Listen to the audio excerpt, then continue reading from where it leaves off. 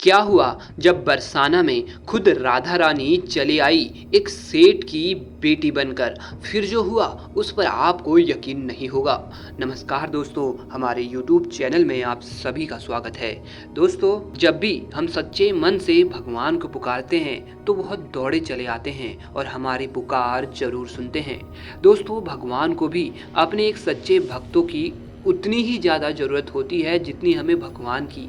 तो चलिए दोस्तों, जानते हैं पूरी कथा। दोस्तों, एक बार की बात है, बरसाना गांव में एक सेठ रहता था जो बहुत धनी था। उसके 3 पुत्र थे परंतु उसकी कोई पुत्री नहीं थी। कुछ समय बाद उसकी पत्नी का देहांत हो गया और सभी पुत्रों की शादी हो गई।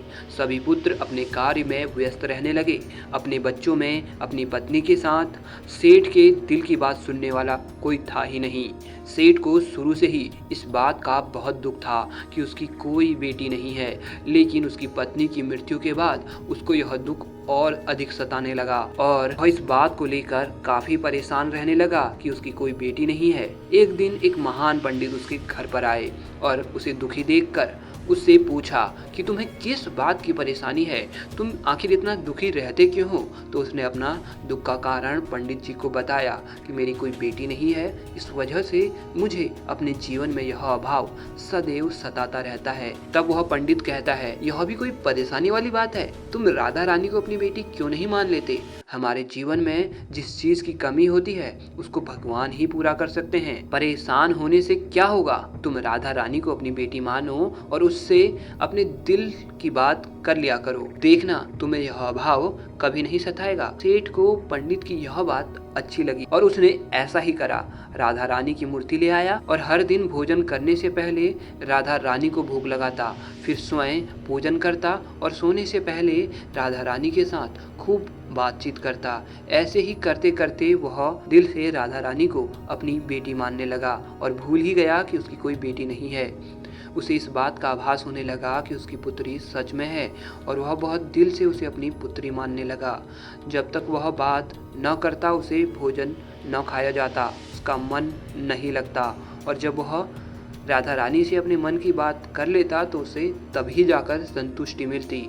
तो दोस्तों, एक दिन सेठ के घर पर एक चूड़ी बेचने वाली मनहारन आई और वह उसकी बहुओं को चूड़ियां पहनाकर जा रही थी। अगली रात जब सेठ घर आया तो उसने देखा कि उसके तीनों बेटों की बहुओं के हाथों में चूड़ी है। ये चूड़ियां एकदम नई और रंगीन थी। तो सेठ ने तीनों बहुओं को कहा कि मेरी तरफ से ये पैसे लो और तुम अगले दिन और चूड़ियां ले लेना, ये मेरी तरफ से तुम्हें गिफ्ट है। अगले दिन फिर से उन तीनों बहुओं ने उस मनहारन को बुलाया और तीनों इस बार फिर से अपनी पसंद की चूड़ियां खरीद रही थी।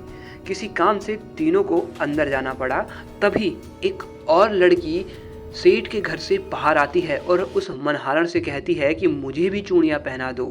चूड़ी वाले ने सोचा कि शायद सेठ के घर पर कोई मेहमान आया होगा, तो उसने उसको भी चूड़ी पहना दी।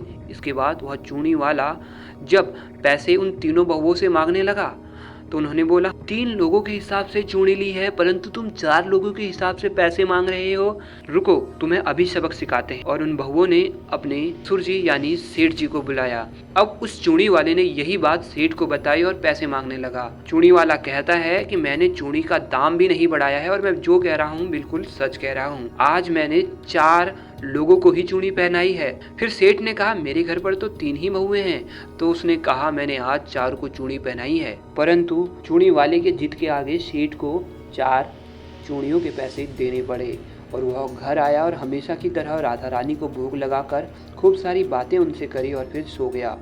उस दिन रात को सेठ के सपने में राधा रानी आई और कहने लगी, बाबा तुमने जो मुझे चूड़ियाँ दिलाई हैं वह मुझे बहुत पसंद आई। और खिलखिलाती हुई सेठ के इधर उधर घूमने लगी। जब सुबह हुई तो सेठ के आंखों में आंसू थे। उसने जब सपने वाली बात याद करी और उस चूड़ी बेचने वाले ने जो चौथी लड़की के पैसे मांगे थे, अब उसके सब कुछ समझ में आ गया था। वह तुरंत उस चूड़ी वाले के पास गया और उसके पैर छूकर बोला, तुमने जो कल चूड़ियाँ पहनाई थी उसमें जो चौथी लड़की थी वह साक्षात राधा रानी थी। तुमने साक्षात उनके दर्शन किए हैं। यह सुनकर चूड़ी बेचने वाला भी चौंक गया और उसके भी आंखों में आंसू थे, क्योंकि उसका जीवन सफल हो गया था।